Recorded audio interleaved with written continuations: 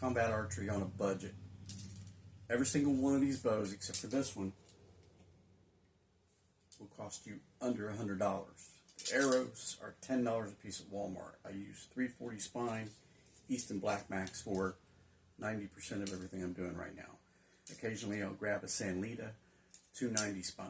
Now, the difference between the two arrows I just mentioned are these are 30-inch shafts, the Sanlitas are 33-inch shafts. And I do have a gold tip, flu, which I had to refletch, and that's a 300 spine, 31-inch, I do believe, because it's slightly longer than these, obvious. So, and it's using same bullet point, but that one's a brass tip in case I shoot something as ferrous metal for penetration testing on the lighter bows. I mean, this is really, a 50-pound bow is not a light bow, but it's in the medium range for these types of bows. The traditional bows can go up to 80 pounds on Turkish horse bows, depending upon the make. Now, I do have a Turkish horse bow in the other room, not strung. It is not fiberglass. It is bamboo and some other type of wood. I do believe there's a fiberglass filler, but you don't leave that strung. It'll weaken over time, and it's like a 57-pound bow now. It was a 60. So max on a 30-inch draw, probably still 60, 62, but on a 28-inch draw, and I can do up to 32 on that one. It's a 54-inch bow. These are short Turkish horse bows, and they're 44 inches. They look like child's bow because I get a lot of comments that the kid's bow is only 5 pounds. You need to add a 0 to that because this is a 50-pound bow. I've got a video in my videos that show that. I think I need to put that in my, when you come to my page, that's what you see. So I'm thinking about doing that, or montage of certain videos. Anyway, the Turkish horse bow from Deer Seeker Archery in the other room's not strung. That's a little bit more high end. You're talking about $240 right there. And I've had that for way over a year and a half, maybe, somewhere in that range. I've had this one a lot longer. This is a alley bow or alley archery. Common. It does not have the oxhorn tip here, and it's only $79, I do believe, right now. If you have Amazon Prime, it makes a lot of difference. These ship normally in a couple of days, or you might get them in a couple of days. 2-day shipping on some things. You'll have to check that if you have Prime. This is the oxhorn tip. It's just a saddle string right here, and it's a 45-pound bow. They didn't have the 50 when I ordered this, so I went and got a 45. That's fine. I thought about getting a much lighter bow for form, technique, practice, going fast, and then working my way back up to the 50, but it didn't make sense. I wanted a 50, so I'm definitely going to get another one with a 50 on the oxhorn tip, and use that also for thumb draw. Now you'll notice that there is no tape here, and this is a higher knocking point, so I'm doing thumb draw on this a lot, and I use a thumb ring. Now you can use bare thumb on a 45 and a lower. It's just that after a few shots you really start to feel it on your thumb, and it's better to use protective gear like thumb ring to save yourself from getting your skin ripped off. Now on this, you'll notice I have the combat archery setup. Basically, I have duct tape right here, and this is a down knocking situation. So this is when you want to shoot a shower of arrows. You pop in and start shooting. And this also got a slightly higher knocking point than the level because of the shooting style that this is. This is an old trick that they've used probably for eons. I don't even know. Now, switching up different bows. These are longer bows, but I got this one for training or teaching other people how to shoot. And I've had quite a few people on this bow already. This is and thumb draw, this is a PMZ, what they call a Mongolian horse bow. It's just a horse bow, long bow. These are 54 inches long, and I'll show you the other one here in a second. This is a 35 pound, and you can pretty much get a maximum draw on this thing. I used the 33 inch shafts from the Sanlita Dragon 10. Now, on some of them I have 200 grain arrow points, field points. That makes them about 34¼ inches long total length. So I could put almost get 33 inches on the draw. But I prefer to try to stay right around 32 on the 33-inch shaft. It's a safer draw with these types of bows. Now, because of the longer bow, you can get a lot longer thumb draw because you can bring your thumb all the way back here. And when you're shooting Slavic draw, your body's twisted a little bit differently, so you can't really pull back as far as what you can with thumb draw because your body's not twisted, and you can get a longer draw out of it. So that is normally the bows I use. I use this one as well, but it's not set up for combat archery. This is also thumb draw. This is what I'll use for hunting if I go. Or I might take the little Turkish horse bow, excuse me, or I'll string up the deer seeker and use that one. So coyotes normally is what we dispatch in a rural area, but I'm in town. The farmers on the edges of town, which is like right on top of that hill over there I can see. That's where you start to get your farmlands. And people with pets, there's a trailer court over here, about 300 yards from my position, maybe 400 yards.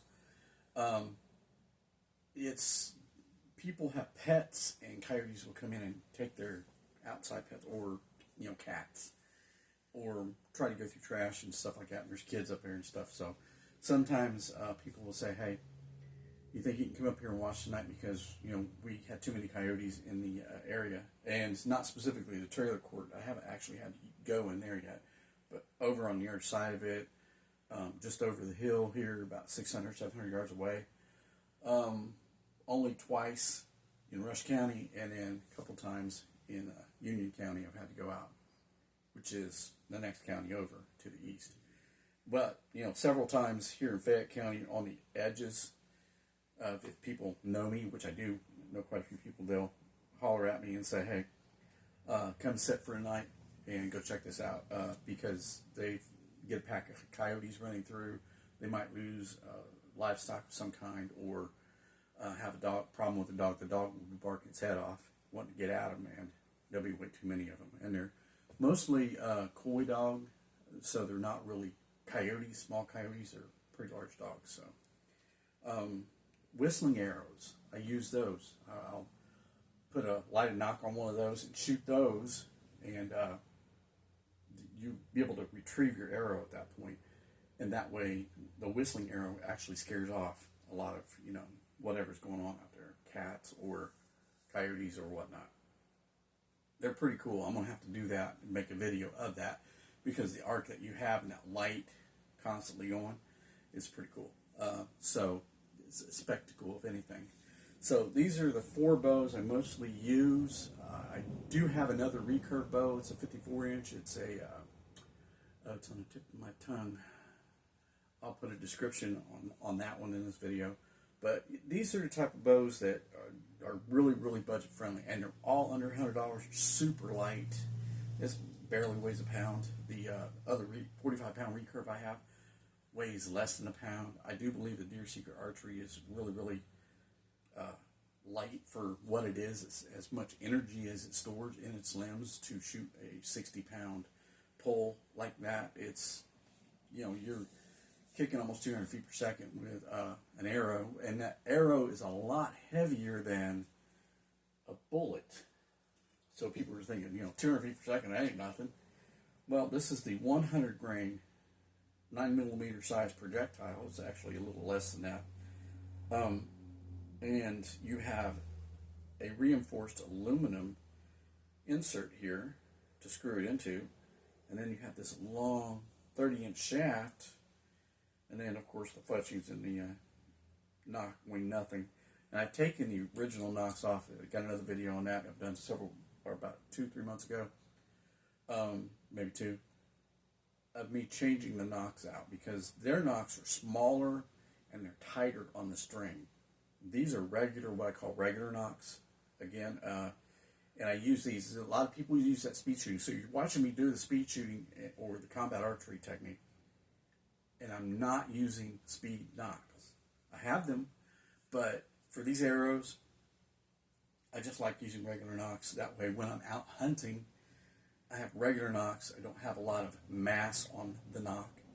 So it's a little bit better to train and not watch what you're doing, because it's a different thing when you're out there hunting. Okay, so I'm going to get my tags at the end of this month and get some deer next month. So that's my plan. So make sure you guys subscribe. I'll show you that video when I go hunting, and you'll see me get what I get. So yeah, they up the tags, so it's 1 antler and 6 non-antler in Indiana now. So big changes. We'll see how well that works out.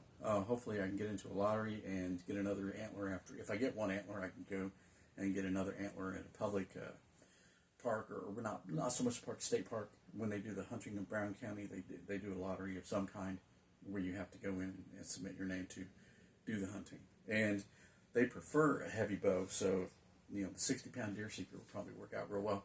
I do plan on getting me another black hunter. I had a black hunter, but those limbs were really sketchy when I got them, and so they finally cracked on me. And I did not.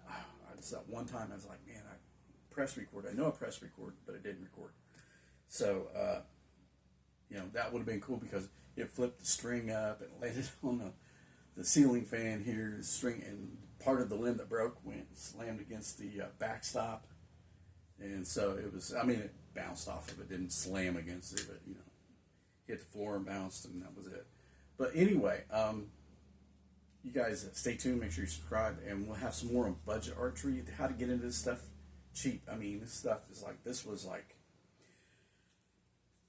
$49.99, I do believe, and I think this one was $59, if I'm not mistaken, about $60 for a 50-pound bow. I mean, and people were getting into the compound bows are just so outrageously expensive. In order for you to get those things hunt ready, you have, like other people have already, I've seen videos today and over the past month of people talking about just get you a $150 bow, or even this one at almost $60, $59 I think is what I paid for this. I'll put a link in the description for all these bows I got, so that way you can decide which one you really want to get into. But it's just one of those things to where you spend a lot of money just to go hunting, tags, camo, if you have to pay to hunt somewhere or something like that. I mean, and then transportation and meat processing, you're spending a lot of money, especially if you get into compound archery.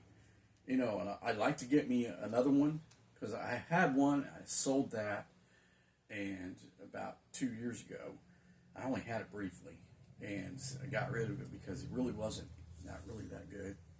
And so I thought maybe if I just get a bear or something like that, but I'll be doing some shopping around for some compound bows, just for the comparison of, so if I have a 70-pound compound bow, and I upgrade one of these to a 70-pound version of these, which you can get, then I will compare them side by side on accuracy and velocity and distance. As far as, to be honest with you, a compound bow I know for a fact can consistently hit a 100-yard target because of the sights.